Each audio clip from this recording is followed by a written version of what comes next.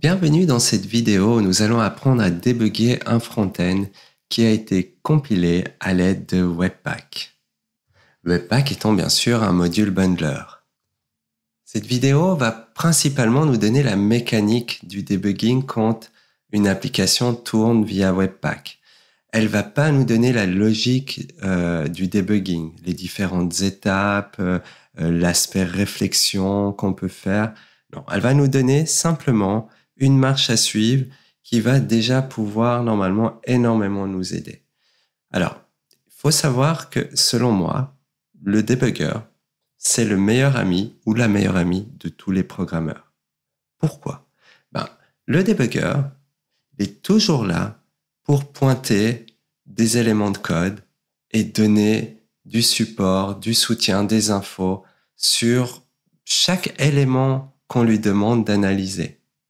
Il va jamais nous dire si c'est bien ou si c'est mal, mais il va permettre de nous rendre compte si la chose est bien ou mal. Il va jamais nous donner les solutions, mais il va nous amener très souvent aux solutions. Et ça, je pense que c'est ce qu'on attend réellement d'une amie ou d'un ami. Alors ici, nous allons faire un petit exemple d'un programme qui est buggé. On ne sait pas trop pourquoi. C'est le même code qu'on a développé dans les vidéos précédentes où il y a une petite ligne ou deux qui a changé. On va essayer de voir si le debugger nous aide à comprendre qu'est-ce qui a changé. Alors, il faut savoir que lorsqu'on utilise Webpack, eh bien, dans package.json, le nom ici qu'on donne à son application a vraiment de l'importance. Pourquoi? Eh bien, un package bundler, Webpack, va générer toutes les sources du programme, les scripts JS, les dépendances, va tout mettre dans un bundle. Et ce bundle, c'est très compliqué à débugger. Je vais vous montrer. Démarrer l'application.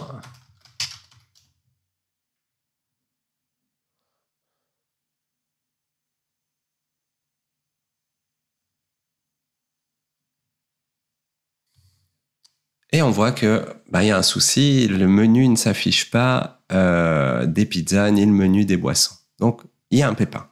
Mais déjà, quels sont les outils de développeur qu'on a à notre disposition? Eh bien, pour ça, on fait soit F12, soit clic droit et inspecter. Et là, on a différents outils. Alors, soit on aime bien avoir ces outils ici à droite, soit on préfère les avoir en bas ici. Ça, c'est les goûts et les couleurs. Voilà comment fonctionne en tout cas Chrome. Alors, toutes les sources de notre programme sont ici dans l'onglet. Et on voit qu'on a bien un bundle qui contient donc tous les scripts JS. C'est le petit paquet cadeau offert par Webpack avec tout ce qu'il faut pour gérer notre application. Mais allez-y pour mettre des breakpoints là-dedans et en faire quoi que ce soit. C'est pas faisable. Et donc, ce qu'on a besoin, et c'est ce que a été configuré dans le boilerplate du cours, et qui est très souvent configuré même dans les frameworks comme React, eh bien, on a ici dans Webpack Config un module qui permet de faire un map des sources du programme. Et donc, il va y avoir les sources ici qui sont dans notre projet qui vont se retrouver au niveau du browser, là, dans le répertoire qui porte le nom de notre projet. On voit moderne ici. On voit qu'il y a moderne, c'est donc ce qu'on a mis dans package.json comme name. Et puis ici, on a les sources de notre programme. Et pour l'instant, tout notre programme, il est dans index.js. Et c'est là qu'on va pouvoir débugger. Alors, avant de débugger pas à pas en mettant un breakpoint dans son programme, en règle générale, il vaut mieux quand même aller voir les erreurs dans la console. Parfois, rien que de lire l'erreur dans la console, on a directement la solution à notre problème. Enfin, une piste. Et donc ici, dans la console, on peut voir que le programme essaie d'attacher quelque chose, apparemment un event listener, sur peut-être une variable qui serait nulle. Et alors, il nous donne à quel endroit ça se trouve dans le programme. Et si on clique sur le lien, on peut même se dire que c'est là. Et donc, en gros, il essaie d'attacher quelque chose sur une table et apparemment, cette variable est nulle. Et du coup, ça laisse sous-entendre que, quand il vient essayer de récupérer la table ici, il trouve rien. Alors, c'est vraiment étrange, hein. Pourquoi est-ce qu'il trouve rien? Aucune idée. Alors, on pourrait déjà se poser la question et se dire, et lire tout notre code de manière intense. Mais ce qu'on va faire, on va déjà voir si on a bien compris le message d'erreur. Et donc, je vais mettre un breakpoint ici et réexécuter mon code. Pour réexécuter, il suffit de faire un refresh ici. Et hop, on est arrivé normalement à notre breakpoint. Pas directement. On voit qu'ici, c'est nul. Ça, c'est bien nul au moment où on est sur cette ligne. Alors, je sais pas pourquoi on n'est pas directement arrivé sur le breakpoint. J'ai cliqué sur Resume ici pour qu'il aille au prochain breakpoint. Et donc, cette fonction-là a renvoyé nul. Ok, bon, c'est nul. Apparemment, il n'y a pas de table. Et puis, nul sur Add Event Listener, qu'est-ce que ça va faire si je fais Step Over? Step Over, ça veut dire passe à la ligne qui suit. Là. Je fais ça et bien sûr, ça génère une erreur. Et donc, là, on a déjà identifié notre premier souci, c'est que ça renvoie bien nul. Alors, pourquoi est-ce que ça renvoie nul? Eh bien là, honnêtement, si on n'a pas d'idée, autant mettre un nouveau breakpoint beaucoup plus tôt dans notre programme et d'avancer pas à pas pour comprendre qu'est-ce qu'on fait. Et donc, le plus tôt possible, c'est... là, on fait le render de l'image dans le footer. C'est pas si intéressant.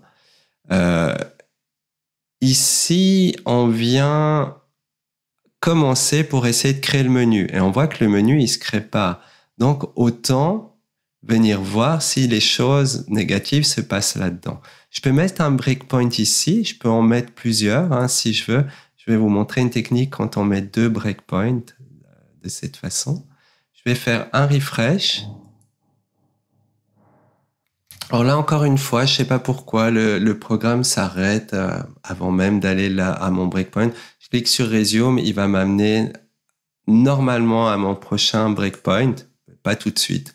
Voilà, j'arrive ici. Alors ici, donc j'ai dû appuyer plusieurs fois pour arriver là où je le souhaitais dans mon programme. Resume nous amène toujours au prochain breakpoint. Alors ici, ce qui est intéressant, c'est que si je vais sur Menu, on voit ce qu'il a reçu, cette fonction a reçu. Vous voyez, on a bien reçu un tableau d'objets qui représente des pizzas. Donc ça, c'est déjà intéressant. On pourrait aussi directement, pendant ce temps, s'amuser à aller voir dans la console. Tiens, il vaut quoi, menu? Ah voilà. Et on pourrait même, en live, venir changer dans la console des valeurs, si on voulait agir sur le debugging en live. Mais bon, c'est pas le but ici. Si on veut passer à la ligne qui suit, on peut faire ici, vous voyez, cet onglet, cette flèche, Step Over.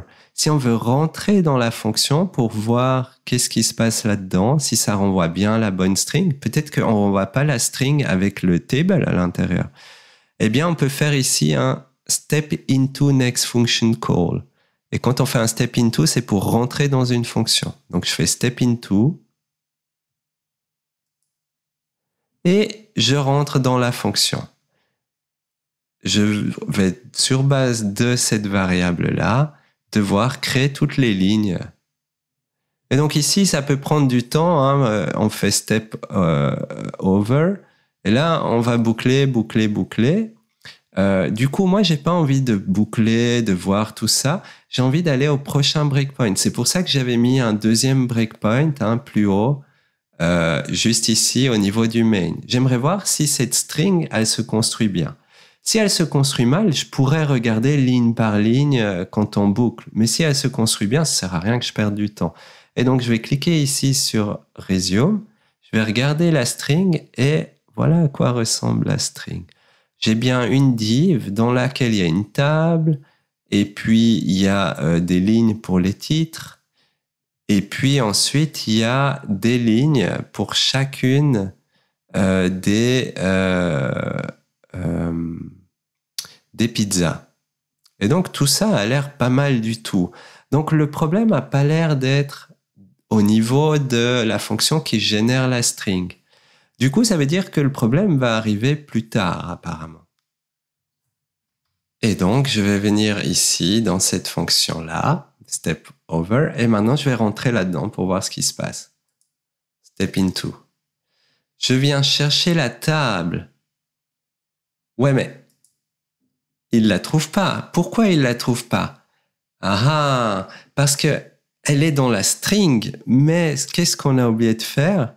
On a oublié de d'abord générer le DOM avant de vouloir attacher quelque chose sur une table qui devrait se trouver dans le DOM.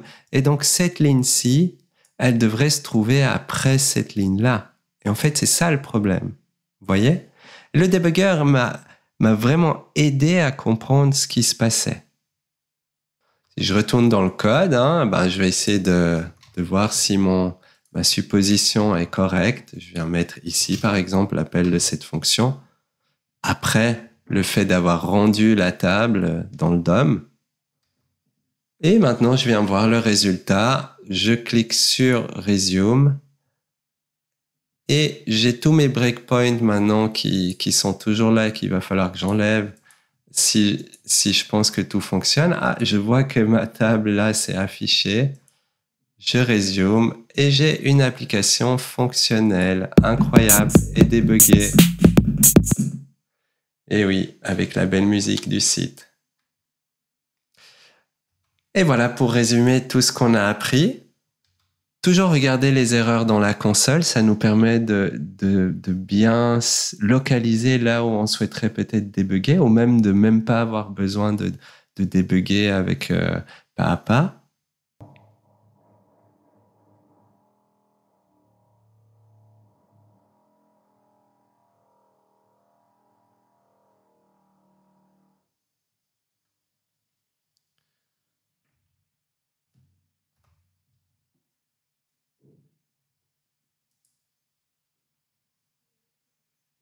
Désolé, il y a eu peut-être un petit glitch avec la vidéo, mais donc si on rajoute plusieurs breakpoints, on peut toujours cliquer sur Resume pour aller au prochain breakpoint et donc ainsi éviter de passer par des centaines de lignes de code parfois. Ça peut prendre énormément de temps si on fait tout ça pas à pas. Quand nécessaire, donc on avance pas à pas et on regarde l'état des différentes variables pour avoir un max d'infos et comprendre à quel moment les variables ne sont pas dans l'état attendu. Et c'est ainsi que dans la grande majorité des cas, votre meilleur ami le debugger vous permettra de résoudre vos bugs. Voilà, à tout bientôt pour une prochaine vidéo.